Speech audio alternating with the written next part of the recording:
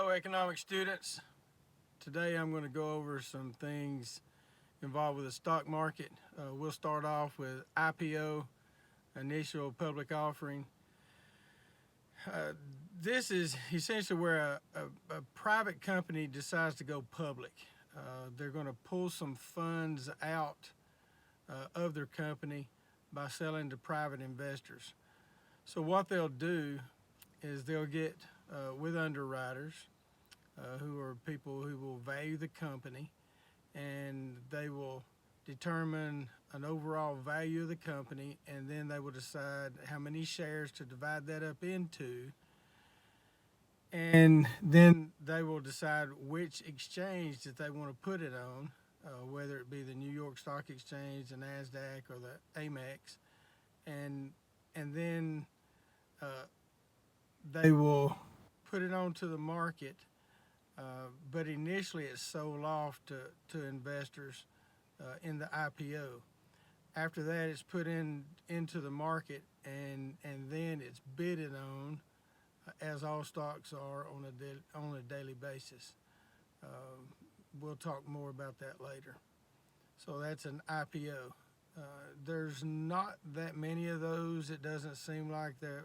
For a number of years before the dot-com crash, it seemed like there were a lot more IPOs.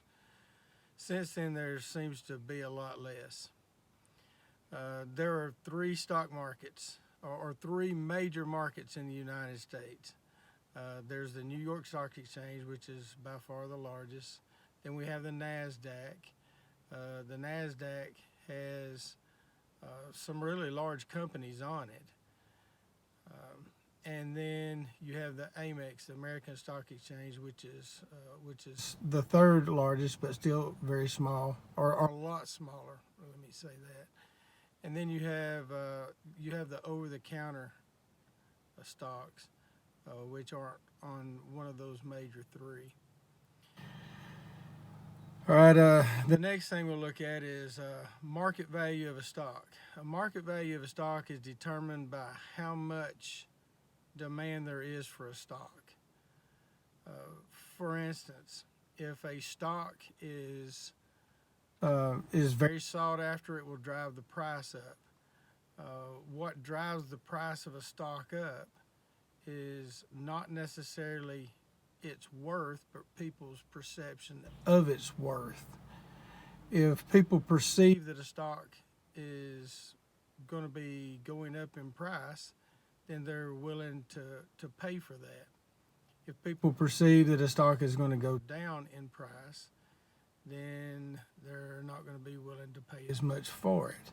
So that's what drives the price of the stock to go up or down, is people's perception of the stock, not necessarily the value of the stock.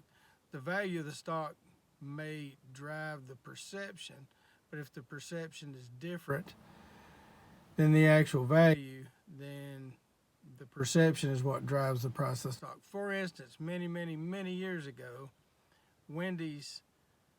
there was a rumor that Wendy's hamburgers were made out of worms. You'll hear people call them worm burgers, and that's where that comes from. And the stock at the time went down quite a bit. Wendy's Frosties, hamburgers, and French fries were just as good as they ever were.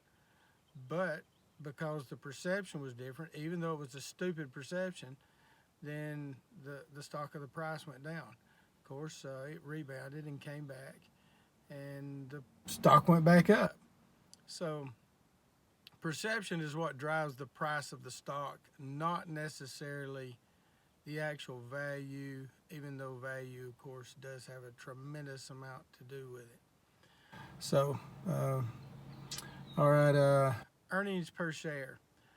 Earnings per share is essentially you take the stock value, which let's say it's $10, and the number of shares on the market of that particular stock, and let's say it's 1 million shares. So $10 times $10 times 1 million shares is $10 million, just for instance. Then let's say that you have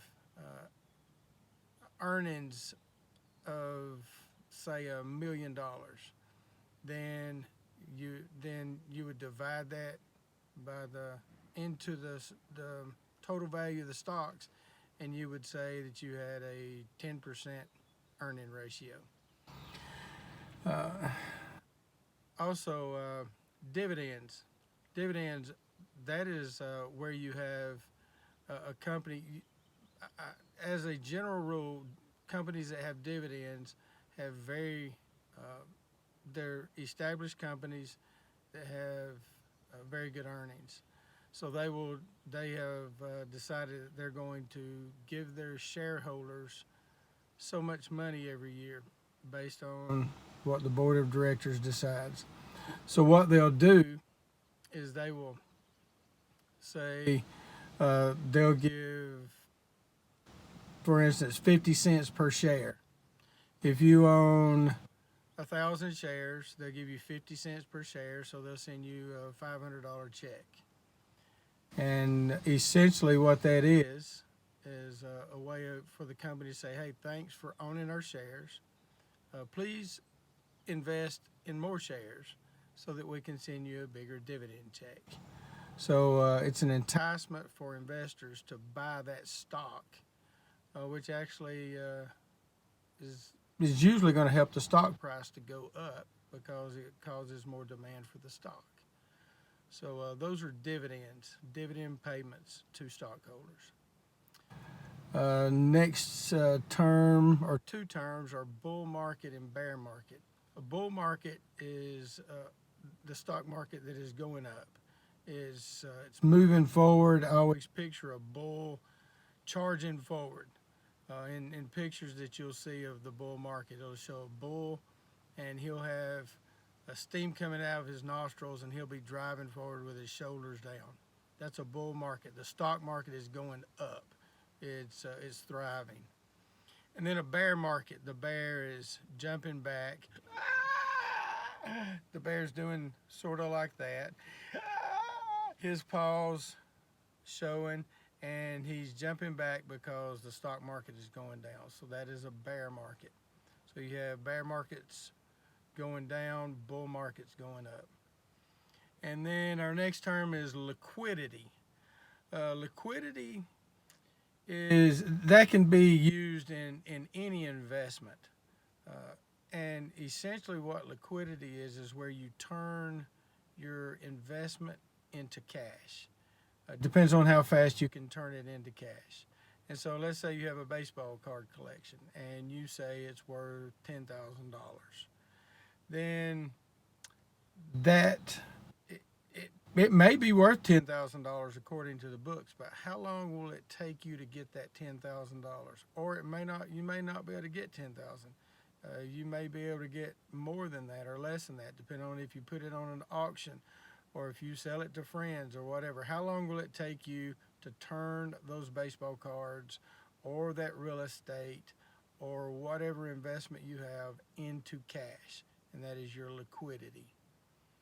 And then our next term is, we'll have two terms together. Going long. Going long is where you have stocks, where you purchase stocks with the idea that they're going to go up. So you buy a stock at $10, for instance, with the idea that it's going to go up to $15 or $20. If it goes up to $20, of course, you've doubled your money. If it goes up to $15, you made a 50% return on your money. So that's going long, where you buy low, sell high. That's the idea. If you're going short, essentially what you're looking at is buying the stock. Actually, you're selling the stock when it's high with the idea of buying it back when it's low and replacing the stock that you sold. Of course, you have to have money in an account to cover that. But essentially, it's where you make money on the stock market as it goes down. And so some people can make money as it goes up and then ride it back down, make money both ways. I've heard of that. I don't know. You'd have to maybe have a magic ball or inside information to really feel good about that. And then where I want to keep this to 10 minutes, so we'll stop after this term. Blue chip stocks. Blue chip stocks are big established companies that have very good earnings. They they're considered to be very safe investments as stock market investments go, and so an example would be Coca-Cola. Coca-Cola's been around for a long time. I don't see people stopping drinking Coca-Cola very soon, if ever. And so Coca-Cola is considered a blue chip stock. It's been profitable for a long time and will continue to be so unless something major happens. So that's some of our terms today that we'll go over. We'll add to this next time. Have a good day. See ya.